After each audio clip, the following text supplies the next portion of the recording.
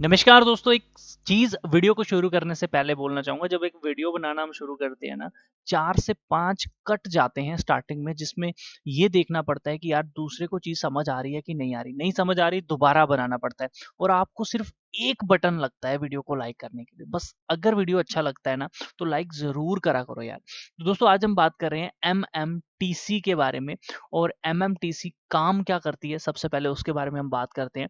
तो दोस्तों, एमएमटीसी जो कंपनी है, ये इंगेज्ड है ट्रेड्स में, इंटरनेशनल ट्रेडिंग में ये है, यानी कि करेंसी में ये ट्रेड करती है। और आपको बता दूं, एक्सपोर्ट इंपोर्ट का भी काम करती है, जिसमें मिनरल हो गया, प्रीशियस मेटल हो गया, जम्स हो गया, ज्वेलरी हो गया, जैसे कि डायमंड हो गया, आपका आयरन हो गया, स्टील्स हो गया। तो ये कुछ मिनरल प्रीशियस मेटल्स जो हैं इसमें आते हैं, ध्यान रखिए। और इंडस्ट्री का रॉ मटेरियल हो गया, फर्टिलाइजर हो गया, एग्रो प्रोडक्ट जो हम एग्रीकल्चर से बात करते हैं, कोल हो गया, हाइड्रोकार्बन्स हो गया। तो ये सारी चीज़ों में बिज़नेस जो है इसका फैला हुआ है।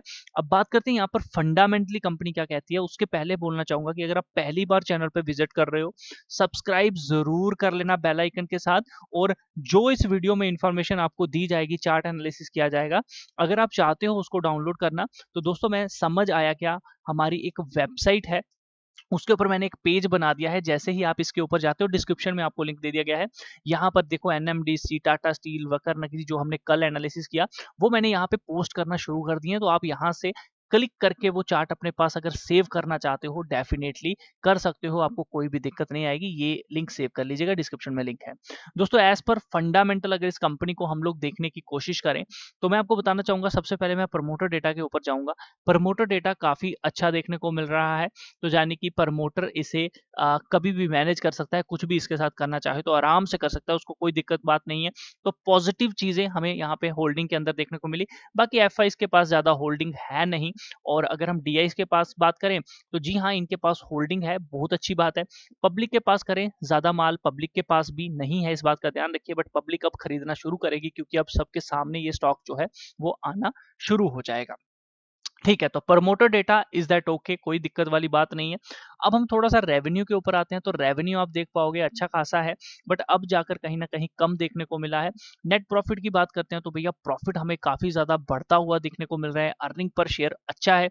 ध्यान रखिए, जब भी कोई आप स्टॉक फंडामेंटली देखते हैं, तो अर्निंग पर शेयर प्लस में होनी चाहिए, चाहे 1 रुपया ही क्यों ना हो, लेकिन अगर प्लस में हो तो ये काफी अच्छा रहता है।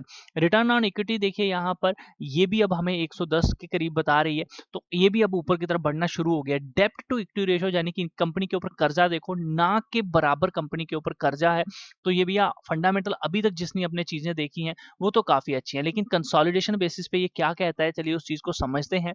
तो कंसोलिडेशन के बेसिस पे अगर हम सबसे पहले इसके इक्विटी शेयर कैपिटल देखें, तो कंपनी ने काफी टाइम से अपनी इक्विटी शेयर कैपिटल को बढ़ाया भी नहीं है, कम भी नहीं किया है।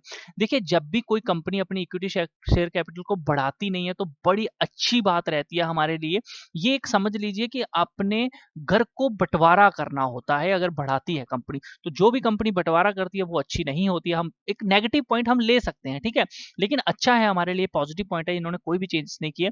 यहाँ पे रिजर्व एंड सरप्लस देखिए, एकदम से ये नेगेटिव में कंपनी थी और अब जाके ये प्लस में आ गई है। तो ये पैसा इनके पास आया है, बड़ी अच्छी बात है। यहाँ पर हमें देखने को मिल रहा है लॉन्ग टर्म बोरिंग कुछ भी नहीं है, शॉर्ट टर्म बोरिंग 195 करोड़ की है और ट्रेड पेएबल 345 करोड़ के हैं। तो ये पैसा इनके ऊपर लाइबिलिटी के तौर पे है, इसके ऊपर इंटरेस्ट देना है, ये पैसा इनके पास आ चुका है, ये इन्होंने काम करके देना है। तो किल मिला के आप ये कह सकते हो 200 प्लस 300 500 545 करोड़ का भैया देनदारी है, इनको देनी है आगे, ठीक है। और शॉर्ट टर्म प्रोविजन भी कुछ देखने को मिल रहा है। अदर करंट तो ये इतना इंपॉर्टेंट नहीं, मैं मानता हूँ। एसेट्स देखिए, टांजेबल एसेट ज्यादा तो नहीं है इनके पास, मैं नहीं इसको लूंगा, लेकिन कैश रिच कंपनी हमें देखने को मिल रही है। नॉन करंट इन्वेस्टमेंट जरूर है यहाँ पे हमें देखने को मिल रही है। कैश इन्वेस्टमेंट कुछ भी नहीं है, इन्वेंट्री कुछ भी नहीं है। ट्रेड देखिए, यहाँ पर अगर इस कंपनी ने 545 करोड़ देने हैं, तो इनके पास 404 करोड़ आने भी हैं। कैश एंड इक्विवेलेंट देखिए 1345 करोड़ का है। तो दोस्तों, आप ये कह सकते हो कि अदर करंट एसेट देखिए यहाँ पे है, कैश रिच कंपनी है, कंपनी के पास पैसा है, ठीक है, ये बात ध्यान रखना, कंपनी के पास कैश है, बस एसेट क्वालिटी इतनी ज्यादा नहीं है, लेकिन कैश रिच कंपनी हमें देखने को ये मिल रही है। तो एज पर फंडामेंटल मैं कहूंगा ओके है, मुझे कोई दिक्कत वाली बात नहीं दिख रही, कंपनी के पास कैश है। बट होता पता है क्या है कि ये कैश एकदम से कहां से आ गया, पहले माइनस था, तो आपको ये जरूर ध्यान रखना है कि एकदम से आ गया है तो एकदम से कम भी हो सकता है, तो कुछ भी हो सकता है, सिर्फ कैश के बेसिस पे तो हम चल नहीं सकते। लेकिन फिर भी अगर मैं करंटली देखूं तो I am okay with fundamental, क्योंकि कंपनी के पास कैश है, बिजनेस कर रही है, ट्रेड मिले हुए हैं, बिजनेस कहीं फैला हुआ है, ये हमें देखने को मिल रहा है। अब हम सीधा आते हैं इसके कहां पर, सीधा आ जाते हैं यहां पर इसके एनालिसिस के ऊपर। दोस्तों एज पर एनालिसिस कंपनी का एक बहुत बड़ा रेजिस्टेंस था काफी टाइम से, ये 10 से 12 साल का है और वो 64 के लेवल का था, जिसको इसने वीकली बेसिस पे क्रॉस भी किया है और क्लोजिंग भी की है। फर्स्ट क्लोजिंग की थी लेकिन फेल हो गई, दूसरी क्लोजिंग ऊपर की तरफ निकल गई। दोस्तों अब ये जिस तरह से निकला है, आई बिलीव दैट इसमें 44 का लेवल हमें कभी भी देखने को नहीं मिलेगा, लेकिन अगर ये कभी भी इन फ्यूचर आपको देखने को मिलता है तो ये बड़ा अच्छा लेवल रहेगा इसे कैच करने के लिए। उसके पहले एक लेवल आएगा 64 से 61 का, अगर मिल जाए तो बड़ी अच्छी बात है, ठीक है, ये भी लेवल काफी अच्छा है। लेकिन अगर 1-2 महीना अब ये कुछ ना करके यहीं पर सस्टेन करे तो हमारे लिए काफी अच्छी बात है, क्योंकि ये बहुत ज्यादा चल चुका है। अब अगर यहाँ पे ये सस्टेन करता है 1-2 महीना और उसके बाद रैली दिखाता है तो हमें फर्स्ट टारगेट 142 का देखने को मिलेगा। लेकिन अगर ये स्टॉक 142 के ऊपर जाके भी सस्टेन किया, 2 से 3 महीने एटलीस्ट इसके ऊपर अच्छे से सस्टेन किया ग्रीन कैंडल्स के साथ, तो दोस्तों आने वाले समय में इसकी नेक्स्ट सप्लाई जोन 450 रुपए की है। आप बोलोगे यार आप क्यों ऐसा बोल रहे हो, एकदम से ऐसा थोड़ी हो जाता है। तो दोस्तों कोई भी स्टॉक क्या होता है, जब एक डिमांड को क्रॉस करता है तो दूसरी डिमांड के पास जाता है, तीसरी सप्लाई के पास जाता है। तो आप देख सकते हो इसकी जो लास्ट सप्लाई है वो 142 की है, जहां तक अब इसका टारगेट जो है वो निकल चुका है, इसको वहां तक आना ही आना है। अब ये या तो 64 को रीटेस्ट कर ले दोबारा फिर ऊपर की तरफ चले, वो अच्छा रहेगा। अगर एकदम से चला गया तो ये 142 पे जाके ही रुकेगा और उसके बाद यहां पे कंसोलिडेशन करने के बाद अगर दोबारा ऊपर की तरफ निकला तो फिर ये 450 के करीब जाने की कोशिश करेगा। तो करंटली इसका जो एक ट्रेंड था वो यही दिखा रहा है कि कम से कम 161 तो इसका टारगेट आना चाहिए, 142 मैं आपको मिनिमम यहाँ पे बोल रहा हूँ। एज पर फंडामेंटल सारी चीजें हमें देखने को मिल रही हैं और 13 सालों के बाद ब्रेकआउट भी आया है। अगर हम इसका बीबी ब्लास्ट देखते हैं तो हमें ये भी देखने को मिल रहा है कि बीबी भी अच्छा खासा ब्लास्ट हो चुका है। बस अब दिक्कत ये है कि थोड़ा सा ऊपर की तरफ निकल चुका है, जिन्होंने लेके रखा है वो 64 से 61 का स्टॉप लॉस लगा के रखे, या सबसे अच्छा स्टॉप लॉस 44 का रहेगा, इससे बड़ा लगाने की जरूरत नहीं है इस कंपनी में।